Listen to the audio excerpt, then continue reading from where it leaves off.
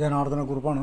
വാശിയോഗം പഞ്ചതത്വം എന്നുള്ളതിൽ 13-ാമത്തെ അധ്യായം വിജ്ഞാന ഭൈരതന്ത്രത്തിൽ 215 പേജിൽ വിഭജിക്കാനാവാത്തത് അനിർവചനീയമായത്. നഹി വർണ്ണവിഭേദേന ദേഹഭേദേന വാ ഭവേത് പരത്വം നിഷ്കലത്വേന സകലത്വേ ന തദ് ഭവേത്. പ്രസാദം കുരുമേ നാഥ നിശേഷം ചിന്തി സംശയം. പരാവസ്ഥയ്ക്ക് സർവാതിശയമായ അതീന്ദ്രിയാവസ്ഥയ്ക്ക് രൂപത്തിൻ്റെയോ ശബ്ദത്തിൻ്റെയോ നിറങ്ങളുടെയോ വിഭാഗങ്ങളില്ലായി നിൽക്കാനാവുകയില്ല.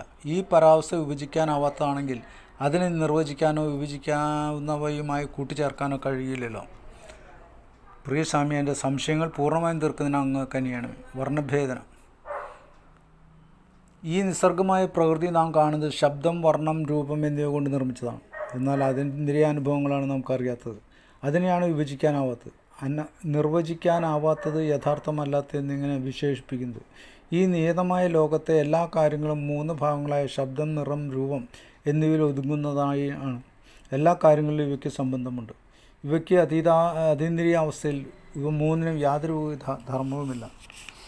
സകലത്വം പരാപരയിലും അപരയിലും വിഭജിക്കാനാവുന്ന ഭാവം ധർമ്മം. എന്നാൽ പരയിലും വിഭജിക്കാനാവുന്ന ഒന്നുണ്ടെന്ന് സങ്കല്പിച്ചാൽ അതിന് സർവാതിശയമായ പരമമായ അതീന്ദ്രിയാനുഭവമായി ചേർച്ചപ്പെടാൻ കഴിയാത്തതാകും.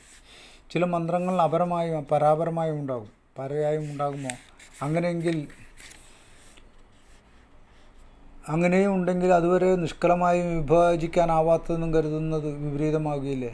സകലമായതും നിഷ്കലമായതിനോട് എങ്ങനെ ചേരും? ഈ കാര്യങ്ങളാണ് ദേവി ചോദിക്കുന്നത്. ഭൈരവ് ഉവാച. സാധു സാധു ത്വയാ പൃഷ്ടം തന്ത്രസാരമിതം പ്രിയേ ഗൂഹനീയതമം ഭദ്രേ തഥാപി കഥയാമിതേ. യത് കിഞ്ചിത് സകലം രൂപം ഭൈരവസ്യ പ്രകീർത്തിതം തദസാരതയാ ദേവി വിജ്ഞേയം ശക്രജാലവത് മായാ സ്വപ്നോപമം ചൈവ ഗന്ധർവനഗരം ഭ്രമം ധ്യാനാർത്ഥം ഭ്രാന്തബുദ്ധീനാം ക്രിയാഡംബരവർത്തിനാം കേവലം വർണ്ണിതം പുംസാം വികൽപ്പനിഹതാത്മക നാം. ഭൈരവൻ പറയുന്നു, പ്രിയപ്പെട്ടവളെ, ഏറ്റവും നന്നായി.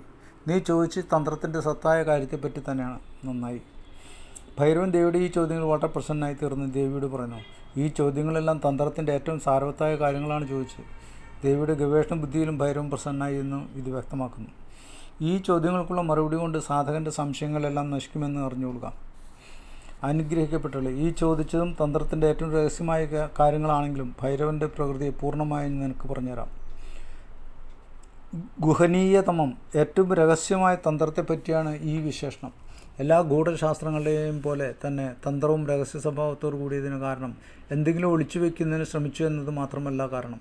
വലിയ ശക്തിയുള്ള ഈ ശാസ്ത്രം വളരെ ശ്രമകരമായ സാധനം കൊണ്ട് മാത്രം നേടാൻ കഴിയാവുന്നതായതിനാൽ അത്തരത്തിൽ പരിശ്രമിക്കാൻ ഈ ശാസ്ത്രത്തിൽ വിശ്വാസം നന്നായി ഉണ്ടാവണം. നല്ല പരിശ്രമം വേണം. പരിശ്രമിച്ചാൽ കിട്ടുന്ന ശക്തിയെ തെറ്റായി ഉപയോഗിക്കാത്ത ആളാണെന്ന് വ്യക്തമായാലേ ഗുരു ഉദ്ദേശിക്കുന്നുള്ളൂ. കുട്ടികളുടെ കയ്യിൽ ചുടുചോറ് ഇട്ട് കൊടുക്കരുതല്ലോ.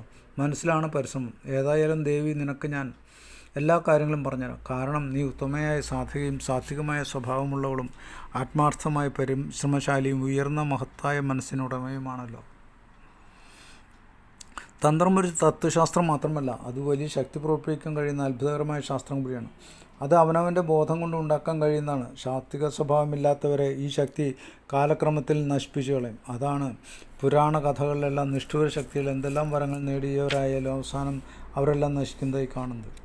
അതിനാൽ ആചാര്യന്മാർ പറയുന്നത് പോലെ വാളിൻ്റെ മൂർച്ചയേറിയ വായ്ത്തലയിൽ കൂടിയാണ് സാധകൻ നടക്കുന്നത്. അതിനാൽ സാധകൻ വളരെ ശ്രദ്ധാപൂർവം വേണം മുന്നോട്ട് പോകാൻ. സകലം രൂപം ഭൈരവസ്യ, ഭൈരവൻ്റെ സകലമായ രൂപത്തെപ്പറ്റിയാണ് പറയുന്നത്. ഭൈരവൻ്റെ ബോധത്തിൻ്റെ രൂപം സകലമാണ്. തന്ത്രത്തിൽ ഓരോ അനുഭവങ്ങളുടെയും വ്യത്യസ്ത സ്വഭാവങ്ങളെ പേര് കൊടുത്ത് വിഭാഗങ്ങളാക്കിയിട്ടുണ്ട്. അതിനാൽ മറ്റുള്ള ശാസ്ത്രങ്ങളിൽ നിന്ന് തന്ത്രം വേറിട്ട് നിൽക്കുന്നു. അനുഭവങ്ങൾ പവിത്രമാണ്, പരിപാവനമാണ്, മനുഷ്യന് അതീന്ദ്രിയ അനുഭവമാണ്. ഈ അനുഭവങ്ങൾ നേടുന്നതിനായി തന്ത്രം, മന്ത്രം, യന്ത്രം, മണ്ഡലം തുടങ്ങിയവയെ ഉപകരണങ്ങളായി ഉപയോഗപ്പെടുത്തുന്നു. മന്ത്രം നാദത്തിൻ്റെ പരിണത ഫലമാണ്. യന്ത്രം വെളിച്ചത്തിൻ്റെ ഫലമാണ്. മണ്ഡലം രൂപത്തിൻ്റെ ഫലമാണ്. തന്ത്രം പറയുന്നത് എല്ലാ ദ്രവ്യങ്ങൾക്കും അനുഭവങ്ങൾക്കും ഒരു നാദസ്പന്ദനമുണ്ട് എന്നാണ്. ഇതാണ് മന്ത്രം.